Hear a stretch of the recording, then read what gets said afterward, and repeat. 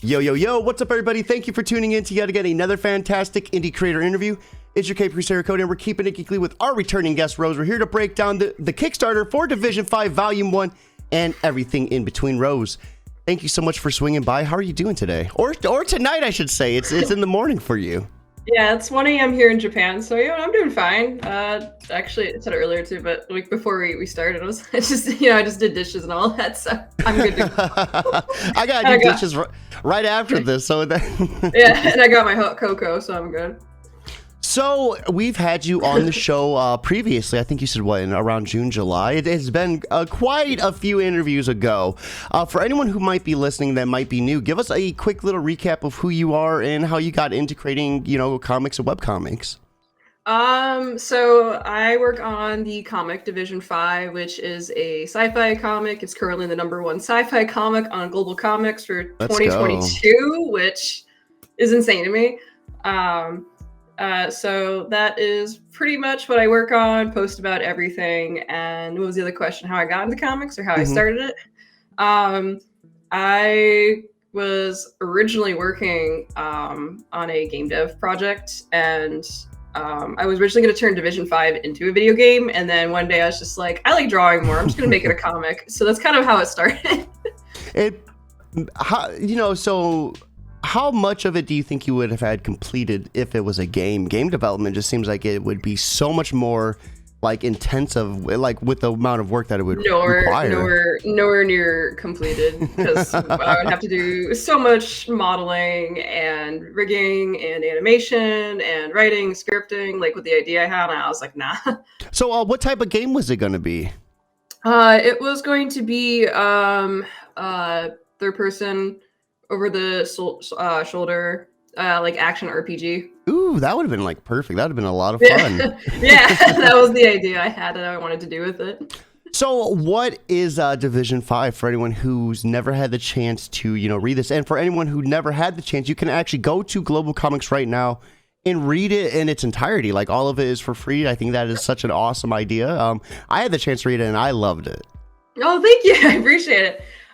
So the dumbed down version of it is Division 5 is about a scientist trying to find a cure that is killing humanity called Cosmos Plague, and he ends up finding a woman with a mutation called the Winterlands. She has a Winterlands mutation, and she is immune to it, and he doesn't know why, and he begins to become obsessed with her, and way more plot later. But that's the dumbed down version. So what sort of influences did you draw from when scripting this out and creating it? Probably several. A lot of video games, mainly. I grew up playing things, and we mentioned this in the last stream too. It was like Dead Space, Resident Evil, Prototype, Mass Effect, Assassin's Creed. So a lot of inspirations from video games like that I grew up with. We got to put a pin in this real quick. What's your thoughts on the new Dead Space? I got to pick your mind about it. Yeah, it is so good. God, I love it. It's so good. One transversal experience. There's no loading screens. I love how the tram system isn't like it isn't a chapter to chapter checkpoint. It's something where you can actually use it to backtrack now, which is really nice. Oh yeah.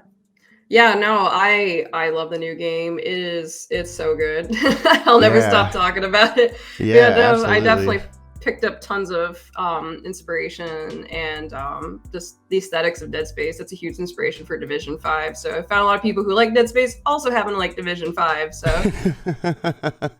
So, last time we had you on the show, we broke down Division 5, but this time we're actually breaking down the Kickstarter that you're running for it. So this is a webcomic that you are making into physical form? Yes. So how does that work? I mean, it can't be a simple walk in the park just taking a webcomic and putting it on paper, is it? No. So the way I have my Division 5 pages set up is I make all my pages in traditional format first, and then I actually convert it to vertical. Ooh. Which is more work, but in the end, at least I have it set for traditional pages, and then the version that everyone can read for free online is the vertical.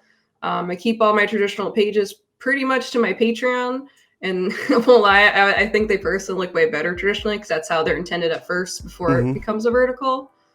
But I have all my panels set up to where they're their own folder, and I can just like That is copy so and paste smart. them. So, yeah, I have like a whole system set up, like my PSD files, where it's just like, all right, I can just copy it over, put on the vertical file, and then just, you know, paste where I need to, adjust things, any lighting. Sometimes I have to draw over things in the vertical version. Sometimes I have to actually cut panels. So there's definitely a huge difference between the two. So but I already have them as a traditional, so it's a lot easier that way. were you always planning on like making this a book? Like, was that kind of like what made you like come up with that? That is a really smart idea, and it like works into a Patreon perfectly. Like, you know, you have the webcomic for free, but if they want to see the traditional, they have to subscribe. That is such a genius idea. I love it. Yeah. That was when I first read Division 5, I didn't really think about making a book of it. I just kind of wanted to just post online. I used to just read things on like Webtoon all the time too. And it kind of just came to me, and I was just like, I'll just make this a comic. Like, you know, I like drawing a lot. I like doing sequential art. I've always been like fan comics, and I was just like, I just want to make it post online. And it wasn't until later I was just like, you know, I'd really love to have this as a physical book, like in my hands. I want to eventually do that. So I started focusing on making all my stuff as pages, like traditional formatted pages. So I know last time we talked, and kind of like outside of that, just like in spaces and such, you had some difficulty, you know, with where you live in selling, you know, your work. Is that still something that you're having trouble with? Yeah, so the base that I live on, we're not allowed to use the post office for like business purposes. So if I was running a Kickstarter, say like I was shipping out books from where, you know, where I live currently, I'd probably lose my command sponsorship and get kicked off. So the post office here is supposed to be only used for like a morale purposes, or things like for home goods that you need. It's not really used for business purposes. You could use the post office off base, but it's way more expensive, and I don't think people want to pay like $40 plus shipping. You know, it's insane. It's really insane. So right now I think would be the perfect segue. Let's go ahead and switch over to the campaign page. Let's check out the Kickstarter and see what some of these reward tiers look like. So give me just a few seconds. We'll go ahead. My headset actually died right in the middle of that, so that was like a perfect oh man, I should have had these babies charged beforehand. Oh my goodness. My headset just recently broke. I had a Corsair headset last time I was on there, that big white one. Yeah, it broke. It died. It fried, actually. It just fried, and then I went to the BX and I just picked up some cheapy $25 like call center looking headphones. So we are looking at that's what I'm using right now. We are looking at Division 5 Volume 1, a sci-fi comic with bloody action, vulgar language, and not friendly family themes to spice things up. Currently at $2,228 of a $1,000 goal, with 38 backers and 28 days left to go. Congratulations. You just recently went live with this, right? Yeah, a little over 24 hours ago. Wow. Wow. So how are you feeling right now?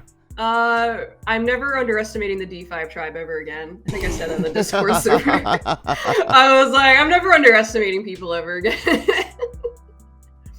So let's go ahead. Let's check out this YouTube video. Did you animate that? So I did some of the animation. The character animation's not me at all. I actually commissioned that. The person I commissioned on Instagram, their name is Quillatunes, and they've done work for like Netflix and video games and all that. I was trying to find someone who could try to get close to like my art style for like the comic, and then that's who I found. So they did all the character animation. I did all the background art, and I just handed that to them. I did all the video editing. And then I did a lot of the audio engineering for that too. So a lot of editing and everything went into that. That's so cool. But character animation's not me. That is from Quillatunes. So let's go ahead and check some of these tiers out. So right here, you know, what are we seeing right here? This is such a gorgeous piece. I've seen this before, and I love it every time I see it.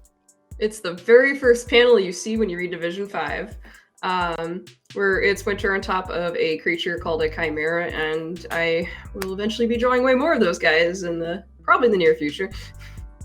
So what is happening, on her arms? What is this going on right here? If for the readers who don't know for the first time.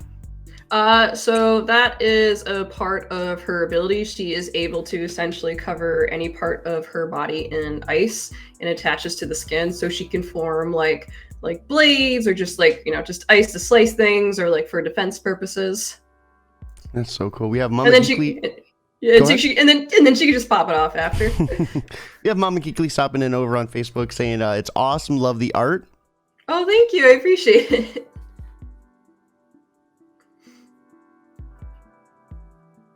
Yeah, these interiors are so gorgeous.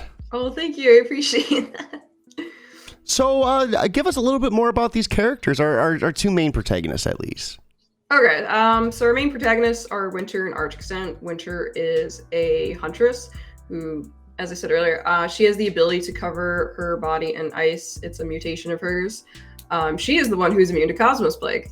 And then our other main character is Archexcent, who is a scientist who is trying to find a cure for Cosmos Plague, ends up running into her, and the entire story is pretty much about the two of them and what they go through to try to, stop Cosmos Plague.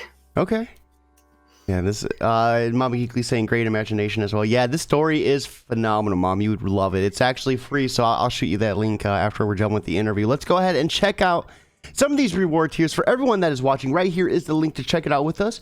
If you're unable to back, that is okay. Simply sharing this on Facebook or Twitter, anywhere you can. Word of mouth is 100% free, and getting this link out as much as possible. That's what we're trying to do, and it is New Comic Book Day, so treat yourself. We have the PDF better. For $10. So how many pages is this going to be for Volume 1? So the physical book is 176. I'm sorry, yeah, 107. Wow. Yeah, it's huge. It's a thick book. It's 176 fully colored pages, and there is also extra few comic pages that I originally deleted from the comic that people will be able to read. That's not available anywhere else. So you'll get extra stuff in there too. But yeah, it's 176 pages for the physical, and then obviously with the cover and stuff, the PDF will say like 180. So how many chapters is that within it? So this is chapters prologue through chapter 7. Okay, wow, that is an outstanding amount of pages. We also have the physical at 25, so that is one hell of a bang for your buck. Oh my god, Yeah. 175 pages for 25. Mama Geekly asking, has comics always been your thing? So I know you originally wanted to start this out as a video game, but have you always kind of had a love for comics and webcomics, or where did that come into your life? I always had a love for just making sequential art because I always loved drawing, and I was like, hey, I can storytell. I can draw 4 different panels and tell stuff through that. And I used to make a lot of fan comics of things like Dragon Age, Assassin's Creed, Mass Effect, Star Wars, things like that. So that's kind of where my love for it came from. I was just like, oh, I really love these characters and I want to tell a story about them, and I really love drawing, so I'll just draw a story about them. So we have the PDF and physical book at 35. At 48 or more, we have physical merch, PDF and physical. So what type of merch are we looking at with this tier? So it's 2 prints and a 3x3 inch sticker. That's so awesome. And the prints are 8.5 inches by 11. And then those are the prints that we were looking at earlier, right? Yeah. Cool. Yeah, that's awesome. And we have a double pack at 50, so you can get 2 times the hype with these books. Yep. That is almost 400 pages for $50. Yeah. Yep. We have the double pack for 85. So this is or the double pack. Excuse me. This is the physical merch, PDF and physical. And then we have a Whopper, or we do have a double pack. Yeah, I decided to make that. And then there is a everything plus comic character appearance, but that is already gone. So what type of appearance are they going to be? Is this within volume 1, or would this be within the volume 2? That will probably be beyond volume 2 because I'm only 2 chapters away from finishing volume 2 right now. Ooh, wow. Yeah, I'm working on volume 2 now. I'm over 100 pages into volume 2 finally. So I'm hoping to finish that one by the end of the year because it takes me I only get 1 or 2 of these pages done a week, so But the comic character appearance, you'll have your character. I'll make a reference sheet of them. They're designed by, I work with you to design them, and they will have a part in Division 5 where they can interact with, the main characters. Mm-hmm. So on like a few panels or so. That's so cool. We have London Gothic stopping in on YouTube. Hey guys, best of luck with the campaign, Rose. Looks great. Mama Geekly saying very impressive. This is gorgeous, Rose. This is so cool. Thank you. Congratulations on double funding. That is remarkable. So for anyone who might kind of be on the fence about backing, what would you like to say to them directly to kind of help push them over that edge? We are less than $300 from the last stretch goal. And what's that last stretch goal unlock? It's a 19-page PDF with Division 5 lore, like drawings and other things and notes from one of the main characters. I'm really excited about it. Well, if you do back with the physical tier and up right now, we unlock the first 2 stretch goals, which is a bookmark included. And also you will be getting a Seraphic Ink employee identification card. So you will be a new employee with Seraphic Ink with a functioning QR code. And you can carry it around with you and all that. So any clue where that QR code leads us, or is that kind of to be revealed yet? I'll let you guys scan and find out. That is so awesome. So Rose, what's in the future for you outside of Division 5? I know you said you're almost done with Volume 2. That's awesome. Congratulations. But outside of that, is there anything else that you're working on? Besides client work on that, right now a lot of my focus is on Division 5. I'm working on the novelization of it too, which will be released and free to read as well this September, October, like sometime this fall. I will be leaving Japan at the end of the year, and I'll be without like any of my equipment for like 5 months. Oh no. So my plan is to have the novelization start being weekly releases for people, so they can start seeing that, and eventually the novel will be ahead of the comic. So what are you going to do to kind of keep yourself sane? I mean, I would be losing my mind if I wasn't able to work on it for 5 months. Yeah, so I'm kind of trying to save up some money right now so I can buy a laptop, and then I'll have a tablet, and then I can finally work it on that way. So that part I'm working out right now, but at least the novelization is something that's already in motion right now. So with Volume 2 right around the corner, any idea for like a release for that? Is that all on Global Comics right now, or is that just on Patreon? It's on Global Comics. We're currently in Volume 2 on Global Comics. So when do you think you'll be doing the Kickstarter for the physical for that? Probably 2024 sometime. I don't have I'm trying to think of when. Maybe around the same, maybe February next year, if I can get it done. We'll see. But I only got like 2 chapters left, and then gotta fix everything up, do the proofreading, all that fun stuff. So because I'm the one who does like all the leathering, like all the writing, the coloring, the line art, just everything. I pretty much do everything in the book. So how's the Kickstarter been? I know this is your first Kickstarter, right?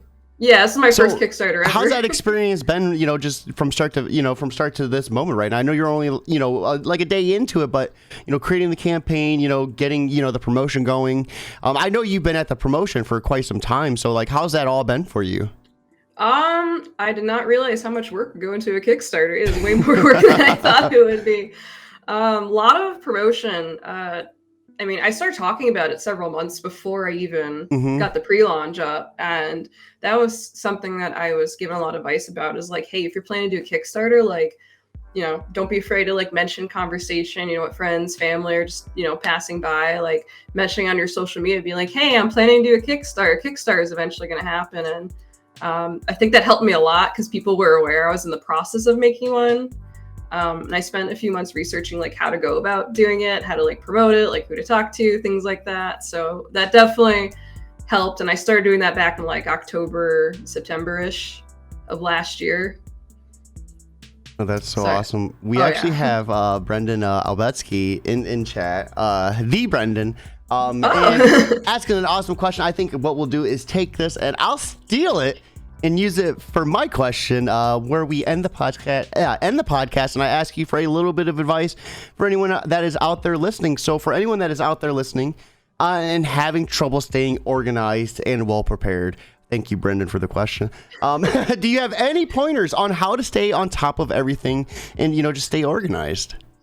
So I try my best to actually write my stuff, like what I have to do.